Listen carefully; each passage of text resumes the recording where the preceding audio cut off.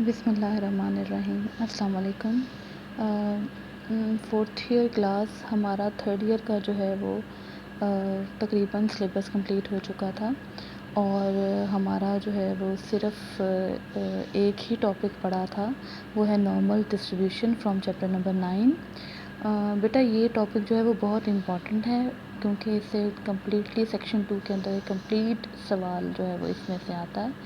तो आप लोगों ने ये टॉपिक जो है एक तो बहुत अच्छे से इसको मेरी बातों को ध्यान से सुनना है और आपने अच्छे से इसको करना है। और अगर नहीं समझ आती है कोई बात जो है वो नहीं आपको समझ आ रही तो आप लोगों ने जो है वो मुझसे पूछना है, ठीक है। लेकिन आपने इस टॉपिक को बहुत अच्छे से करना है। जी, हम स्टार्ट करते हैं।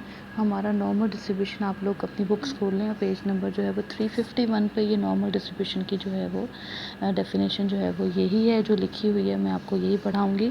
The normal probability distribution which is considered the cornerstone of the modern statistical theory was discovered by Abraham de Moivre as a limiting form of the binomial distribution by increasing n।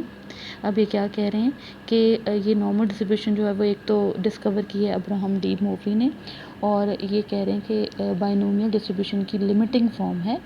लेकिन किस तरह limiting form है कि हम उसमें n को बढ़ा देते हैं। अब कितना बढ़ा देते हैं, वो इन्फिनिटी तक चला जाता है, that is the number of trials, ठीक है। n किसको कह रहे हैं, नंबर ऑफ ट्रायल्स को, to a very large number for a fixed value of p, और p की वैल्यू को हम क्या कर देते हैं, फिक्स कर देते हैं। तो फिर बाइनोमियल जो है वो अप्रॉक्सीमेट कर जाती है नॉर्मल को, ठीक है, ये कंडीशंस लगा के। But his paper remained unnoticed until 1924 when it was found in a library by Carl Pearson. The name of Pierre S. Laplace is also associated with the derivation of the normal distribution. The normal distribution को हम Gaussian distribution भी कहते हैं in honor of the great German mathematician था Carl F Gauss, ठीक है। वो also derive the equation, it's equation mathematically, उसने मैथमेटिकली इसको ड्राइव किया as a probability distribution of the errors of measurements, ठीक है। तो इसको गासियन डिस्ट्रीब्यूशन भी बोलते हैं, इसको probability distribution of the errors of measurements भी बोलते हैं। तो ये it was Karl Pearson who in 1893 called it the normal distribution, और इसको best known by his name today. तो ये कार्ल पेयरसन ही था जिसकी कोशिशों से हमने ये नॉर्मल डिस्ट्रीब्यूशन को जो है इस बुक के अंदर देख रहे हैं, पढ़ रहे हैं। तो उसकी वजह से ही जो है इसका नाम नॉर्मल डिस्ट्रीब्यूशन रहा, और नॉर्मल डिस्ट्रीब्यूशन को डिफाइंड बाय द पीडीएफ। अच्छा बेटा, ये नीचे जो है वो प्रोबेबिलिटी डेंसिटी फंक्शन लिखा हुआ है। अब ये जो है आपको ये बता दूं मैं कि हमने 8 चैप्टर के अंदर जो भी डिस्ट्रीब्यूशंस पढ़ी थी वो डिस्क्रीट नेचर की थी, डिस्क्रीट नेचर की थी सारी जितनी भी पढ़ी थी। और अब डिस्क्रीट नेचर क्या होती है ये बेटा आप लोगों को पता है, मैं बहुत दफ़ा आपको बता चुकी हूँ, फर्स्ट ईयर से बता रही हूँ कि डिस्क्रीट नेचर क्या होती है। हम उसमें सम करते हैं वैल्यूज़ को, ठीक है। जब सम करते हैं that is sum of the f of x is equal to 1, ठीक हो गया जी। लेकिन ये जो है नॉर्मल डिस्ट्रीब्यूशन ये डिस्क्रीट नेचर की नहीं है, ये हमारे पास कंटिन्यूस नेचर की है। कंटिन्यूस मीन्स कि हमारे पास इंटरवल आ जाता है, ठीक है, रेंज आ जाती है कि जी ये यहाँ से यहाँ तक इसकी रेंज है, ठीक है। तो हम इसमें समेशन की बजाय जो है वो इंटीग्रेशन करते हैं, ठीक है। ये मैं थोड़ा सा हम आगे बता जाते हैं, आगे चलते हैं तो ये आपको ज़्यादा समझ आ जाएगी। ये नीचे इसका पीडीएफ लिखा हुआ है बेटे, f of x is equal to 1 by sigma 2 pi के ऊपर अंडर रूट है, ठीक है। और ई की power minus x minus mu whole का square divided by 2 sigma square. बेटा ये ई के ऊपर पावर्स हैं, ठीक है। तो ये for minus infinity to plus infinity इसकी रेंज होती है। इसमें एक्स जो है वो हमारा क्या है, रैंडम वेरिएबल है, ठीक है जी। और इसकी रेंज क्या है, माइनस इन्फिनिटी से लेकर प्लस इन्फिनिटी, और इसमें सिग्मा जो है वो ग्रेटर है 0 से। जहाँ पे म्यू क्या है वो मीन है, सिग्मा क्या है वो स्टैंडर्ड डेविएशन है। पाई की वैल्यू क्या होती है आप सब लोगों को पता है, 22/7 होती है। हम उसको डिवाइड करें तो ये 3.1416 होती है। ई आपके पास उन्होंने आपको वैल्यू दे दी है एक मैथमेटिकल, अगर कभी ई की ज़रूरत पड़ेगी तो हम ये वैल्यू लिखेंगे। आर कॉन्स्टेंट्स, ये क्या है, ये पाई और ई कॉन्स्टेंट्स हैं। म्यू सिग्मा जो है वो पैरामीटर्स हैं, ठीक है। Obviously normal distribution is characterized by 2 parameters, ठीक है जी। तो ये आपको पहले मैंने आपको क्या बताया, इसका पीडीएफ बताया है, फिर रेंज बताई है, फिर इसके पैरामीटर्स बता रही हूँ। वो क्या है, 2 पैरामीटर्स हैं इस डिस्ट्रीब्यूशन के, एक है म्यू और एक है सिग्मा, दैट इज़ मीन और स्टैंडर्ड डेविएशन। ठीक हो गया जी। और आपको देखें आगे नज़र आ रहा है कि इंटीग्रेशन डाली हुई है, दैट इज़ -∞ टू +∞, क्योंकि ये हमारे पास टोटल रेंज एक्स की क्या है, वो -∞ से +∞। अब ये इंटीग्रल डाल के नीचे मिनिमम में -∞ डाला हुआ है, ऊपर मैक्सिमम में इन्फिनिटी डाला हुआ है। ठीक हो गया जी। ये f(x), d(x) क्यों डाला हुआ है साथ, फंक्शन के साथ। बेटा जब हम इंटीग्रेशन करते हैं ना, तो हम फंक्शन के साथ dx जो है वो लाजमी डालते हैं। x क्योंकि वेरिएबल है, x क्योंकि वो वेरिएबल है जिसके हिसाब से हम इंटीग्रेशन करते हैं, तो इस वजह से हम d(x) लाजमी डालते हैं, दैट इज़ इक्वल टू 1। 1 का मतलब क्या है कि टोटल एरिया क्या है, वो 1 के बराबर है, या फिर टोटल प्रोबेबिलिटीज़ जो हैं वो इस फंक्शन की क्या है। आप सब लोगों को पता है कि प्रोबेबिलिटी जो है वो 1 से ज़्यादा नहीं हो सकती।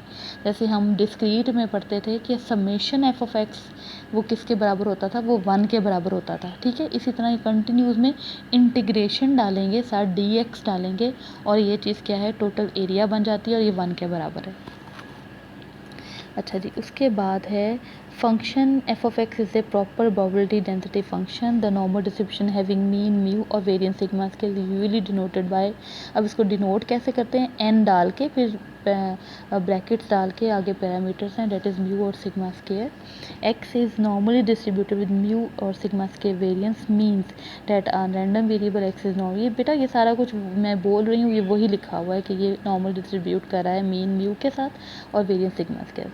अच्छा जी, अब ये नीचे ग्राफ दिखाने का मकसद क्या है कि इसकी शेप जो होती है वो बेल शेप्ड होती है। ठीक है, बेल शेप्ड कर्व सिमेट्रिकल। बेटे आपने 4th चैप्टर में, इसी ही बुक के 4th चैप्टर में आपने एंड पे आपने कर्टोसिस और स्क्यूनेस का पढ़ा था। ठीक है जी।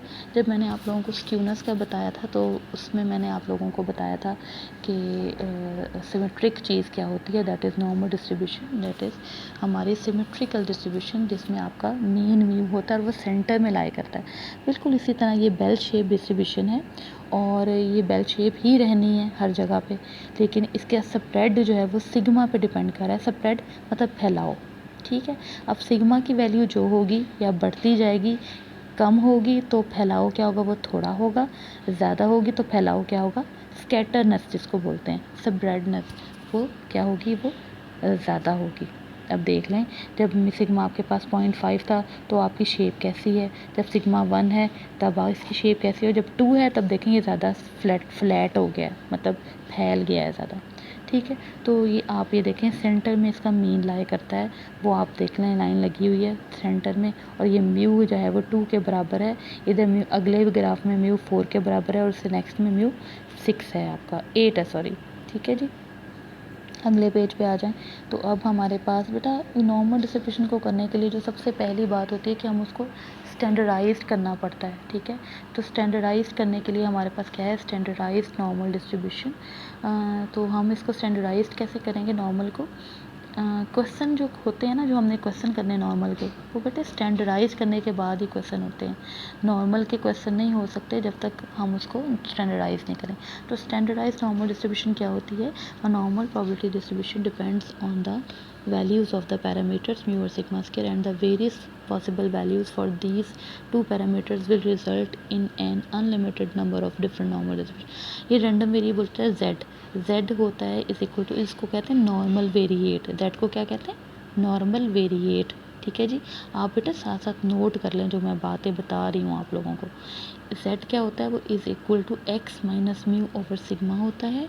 ये एक नॉर्मल वेरिएट है, और हम इसमें x को ट्रांसफॉर्म, x क्या है, रैंडम वेरिएबल नॉर्मल में पढ़ा है ना हमने, हम उसको ट्रांसफॉर्म कर रहे हैं z के अंदर। अब z क्या है कि हमारे पास इसके ये मीन, तो इसका म्यू जो है वो 0 हो जाएगा, और इसका वेरिएंस क्या होता है, वो 1 के बराबर आ जाएगा। देखें लिखा हुआ है, the random variable z is equal to x minus mu over sigma as we have seen has 0 mean and unit variance.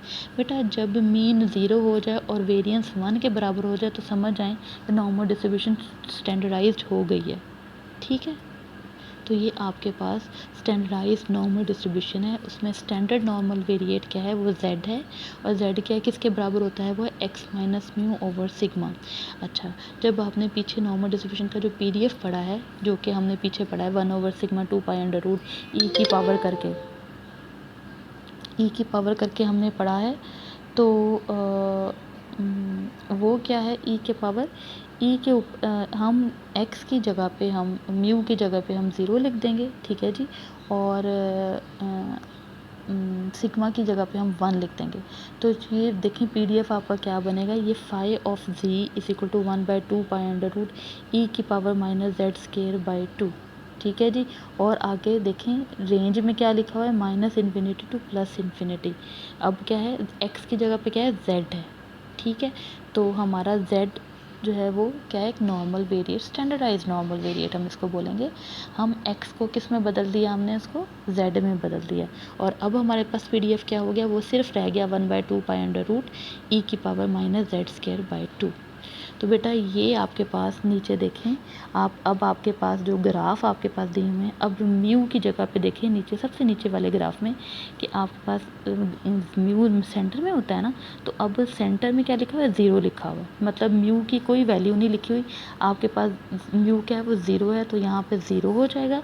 और यहाँ पे इस हॉरिजेंटल एक्सिस पे हमारे पास लाइन के अंदर, इस लाइन में जो वैल्यूज़ 1 और 2, -1 और -2 लिखी हुई हैं वैल्यूज़, तो यहाँ पे z की वैल्यूज़ आ रही हैं। देखेंगे यहाँ पे क्या है, z की वैल्यूज़ आ रही हैं।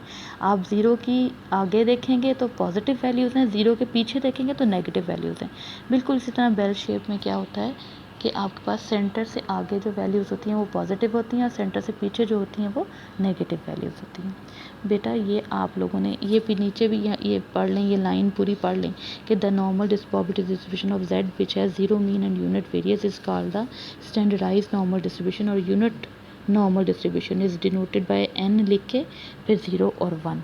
बेटा यहाँ तक आपने ये सारा अपनी बुक खोलें और इसको बार बार पढ़ें, समझें कि मैं क्या बात कर रही हूँ, ठीक है जी। अब हम नेक्स्ट पेज पे जाते हैं। नेक्स्ट बेटा आप पेज नंबर 355 पे आएंगे तो इसकी प्रॉपर्टीज़ हैं। तो हमने ये 1 बाय 1 इसकी 11 प्रॉपर्टीज़ हैं, हमने 1 बाय 1 ये सारी प्रॉपर्टीज़ जो है वो डिराइव करनी है। जैसे हम डेरिवेशन नहीं हमने हर प्रॉपर्टी की करते हैं, हम पीछे डिस्क्रीट डिस्ट्रीब्यूशन की भी की थी, इसी तरह हमने नॉर्मल डिस्ट्रीब्यूशन की प्रॉपर्टीज़ हैं, हमने उसकी ये जो है वो सारी प्रॉपर्टीज़ पहले तो मैं मेंशन कर रही हूँ, उसके बाद इंशाल्लाह जो है मैं आपको 1 बाय 1 करके सारी ड्राइव करके बताऊँगी। हाँ जी, सबसे पहली प्रॉपर्टी है कि f ऑफ x जो है वो ग्रेटर इक्वल टू 0 होता है, और area under the normal curve is unity. वही मैं आपको बता चुकी हूँ कि जितना भी एरिया होता है इस कर्व के अंदर, कर्व क्या है, ये जो बेल शेप कवर का ये बनी हुई है, बेल शेप बनी हुई है, इसकी -∞ से लेके +∞ तक जो एरिया है, ये सारा इस कर्व के नीचे जितना भी एरिया है बेटा, ये 1 के बराबर होता है, ठीक है। तो ये मैं प्रूव करके आपको बताऊंगी, आपको जो है वो करवाऊंगी, ठीक है जी। दूसरा क्या है इसके प्रॉपर्टी के मीन म्यू होता है, वेरिएंस सिग्मा स्क्वायर होता है, ठीक है, ये भी हम प्रूव करेंगे। थर्ड प्रॉपर्टी क्या है कि मीडियन और मॉड और मीन बराबर होते हैं, मतलब जो मीन होता है वही मीडियन होता है, वही मॉड होता है। बेटा जब हमने 4 चैप्टर में पढ़ा था, हमने पढ़ा था कि सिमेट्रिकल जब शेप हो जाती है बेल शेप, तो उसमें क्या हो जाता है कि मीन बराबर हो जाता है मीडियन के, और मीडियन बराबर होता है मॉड के। यानी कि ये तीनों मीन मीडियन मॉड जो है वो एक ही पॉइंट पे कॉन्साइड करते हैं, तो ये वो क्या है, सेंटर, मतलब जहाँ मीन है वहाँ मीडियन है वहाँ मॉड है, ठीक है, ये तीनों क्या है, बराबर हैं। ये भी हम प्रूव करेंगे। 4th नंबर पे है कि मीन डेविएशन इसका क्या होता है, वो 4/5 सिग्मा होता है। बेटा ये भी मैं आपको सॉल्व करवाऊँगी। फिर पॉइंट ऑफ इन्फ्लेक्शन आ गए 5th नंबर पे, वो क्या होते हैं, वो म्यू माइनस सिग्मा होते हैं, म्यू प्लस सिग्मा होते हैं। यानी कि मीन से म्यू जो है मीन, ठीक है जी, मीन से सिग्मा का डिस्टेंस कह रही हूँ मैं, ठीक है। नेगेटिव करके क्या होता है, वो लोअर वाला डिस्टेंस हो जाएगा, प्लस करके क्या हो जाएगा, वो अपर वाला डिस्टेंस हो जाएगा। इसको कहते हैं पॉइंट ऑफ इन्फ्लेक्शन, ठीक है। तो ये भी हम निकालेंगे, ये प्रूव करेंगे। फिर 6 नंबर पे आ गए कि ऑड ऑर्डर मूवमेंट्स जो होते हैं वो नॉर्मल डिस्ट्रीब्यूशन क्या होते हैं, वो 0 होते हैं। ऑड ऑर्डर मूवमेंट्स क्या हैं, मतलब μ1 μ3 μ5 μ7, बेटा ये सारे ऑड ऑर्डर मूवमेंट्स हैं। तो ये क्या होता है, 0 होते हैं नॉर्मल के। और इवन ऑर्डर मूवमेंट्स जो हैं वो क्या होते हैं, वो कोई ना कोई आपको रिजल्ट दे देंगे, कोई जवाब देंगे। तो जनरली मैं बात करूँगी कि आपके पास μ2 क्या है, वो सिग्मा स्क्वायर के बराबर होता है, μ4 होता है नॉर्मल का 3 सिग्मा 4 के बराबर होता है, और β1 इसका 0 होता है, β2 इज इक्वल टू 3 होता है। यानी कि β1 b1 अगर 0 आ जाए, b2 3 आ जाए, तो समझे डिस्ट्रीब्यूशन क्या है, वो नॉर्मल है। ठीक हो गया जी। 7 नंबर पे है कि x यानी कि जो आपका रैंडम वेरिएबल है वो नॉर्मली डिस्ट्रीब्यूट जब करता है म्यू विद मीन म्यू और वेरिएंस सिग्मा स्क्वायर के साथ, और एक y जो है एक ऐसा वेरिएबल आ जाए जो कि a प्लस बी एक्स के बराबर हो, तो ये x y में ट्रांसफॉर्म हो रहा है, तो y भी नॉर्मल वेरिएबल बन जाता है with a plus b mu mean और विद मीन और b square sigma square variance के साथ। ठीक हो गया। आप लोग ये बुक खोलें, ये भी हम प्रूव करके बताएंगे। ये सारी प्रॉपर्टीज़ बेटा वहाँ मेंशन है 1 बाय 1 और डिटेल्स के साथ मेंशन है।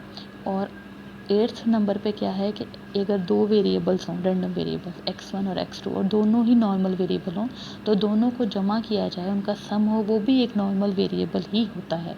ठीक है, तो 8th नंबर पे ये प्रॉपर्टी है। 9th नंबर पे क्या है कि बेटा कर्व का हमें इतना तो पता है, हमने फर्स्ट नंबर पे प्रॉपर्टी पढ़ ली है कि जी वो टोटल एरिया जो है वो 1 के बराबर होता है। आधा कर लें तो आधा जो है वो 0.5 होता है और आधा 0.5 होता है। ये बातें तो समझ आ गई।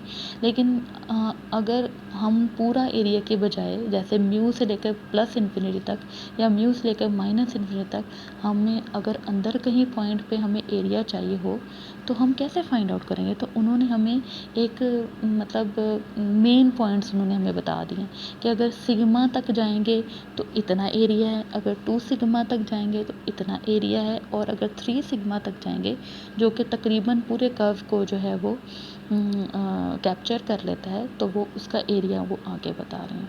अगर म्यू प्लस माइनस सिग्मा देखिए कितने % एरिया को कवर कर रहा है, वो है जी 68.26%। ठीक हो गया जी। 2 सिग्मा के साथ करेंगे, देखें मैंने म्यू से आगे जो लिखा हुआ है वो प्लस के साइन लिखे हुए हैं, मतलब सिग्मा 2 सिग्मा 3 सिग्मा, और जब पीछे जाएंगे म्यू के नेगेटिव साइड आ जाएगी तो वहाँ पे माइनस सिग्मा -2 सिग्मा और -3 सिग्मा। तो जब म्यू प्लस माइनस 2 सिग्मा करेंगे तो ये 95.44% होगा। म्यू प्लस माइनस 3 सिग्मा है तो ये 99.73% होगा। ठीक है जी। तो ये 9 प्रॉपर्टीज़ हमारी हो गई, आप ये देख लें एरिया। और हमारी नेक्स्ट जो है, हमारी नेक्स्ट 10th प्रॉपर्टी है कि क्वार्टाइल डेविएशन इसकी क्या होती है, वो 0.6745 सिग्मा होती है। और अगर हम इसको लोअर क्वार्टाइल और अपर क्वार्टाइल में डिवाइड कर दें तो ये म्यू से डिस्टेंस इसका आ जाएगा, लोअर में माइनस हो जाएगा और अपर में क्या हो जाएगा, वो प्लस हो जाएगा। ठीक हो गया जी। तो 11th प्रॉपर्टी है, जो लास्ट प्रॉपर्टी है, वो क्या है कि curve is asymptotic to the horizontal axis as x approaches to plus infinity या माइनस इन्फिनिटी। अब बेटा ये मैंने कर्व बनाई है, नीचे देखें ना आपको डॉट डॉट नज़र आ रहे हैं, नीचे वाली जो हॉरिजॉन्टल लाइन है, तो ये डॉट एक्चुअली क्या है, एक्स के पॉइंट्स हैं। एक्स जो है अगर माइनस इन्फिनिटी में जा रहा है या प्लस इन्फिनिटी में जा रहा है, तो ये असिम्प्टोटिक इसकी कर्व रहनी है। असिम्प्टोटिक का क्या मतलब होता है कि ये जो कर्व है ये कभी भी टच नहीं करेगी हॉरिजॉन्टल एक्सिस को। ठीक है, ये इसके साथ साथ पैरेलल चलती रहेगी लेकिन इसको टच नहीं करेगी। तो ये असिम्प्टोटिक नेचर है इस कर्व की, इसको कहते हैं असिम्प्टोटिक नेचर। ठीक है, तो बेटा ये सारी प्रॉपर्टीज़ हैं, ये पेज नंबर 355 से स्टार्ट हो जाती हैं, आगे आप देखते जाइएगा, नंबर दिए हुए हैं और हर प्रॉपर्टी को मेंशन किया हुआ है। बेटा आज के लेक्चर में मैंने इन प्रॉपर्टीज़ को सिर्फ आप लोगों को बताया है, ऑरली बता रही हूँ। ठीक है, नेक्स्ट लेक्चर में क्या होगा, मैं हर प्रॉपर्टी को 1 बाय 1 करके आपको प्रूव करूँगी, डिराइव करूँगी और वो मैं आपके साथ शेयर करूँगी। तो इंशाल्लाह नेक्स्ट लेक्चर में हम मिलते हैं। अपना ख्याल रखिएगा। अल्लाह हाफिज़।